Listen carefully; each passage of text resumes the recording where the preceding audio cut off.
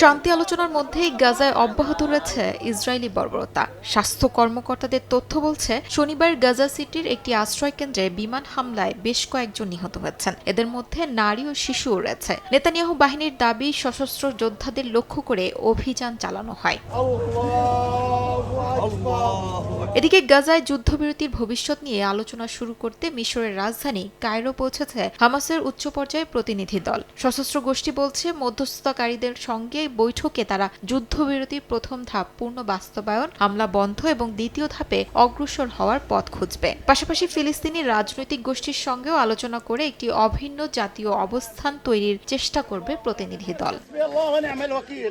তবে নিরস্ত্রীকরণের প্রশ্নে এখনও নিজেদের অবস্থানে অনড় হামাস। তাদের দাবি, অস্ত্র ত্যাগের আলোচনা নয়, বরং ইসরায়েলকেই বিদ্যমান চুক্তির সব শর্ত বাস্তবায়ন করতে হবে।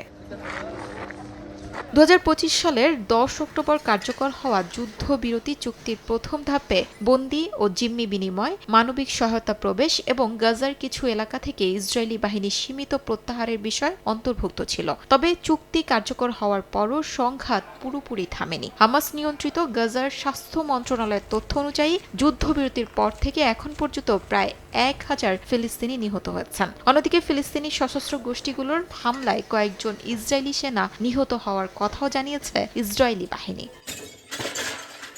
শিউলি রোজা, সময় সংবাদ।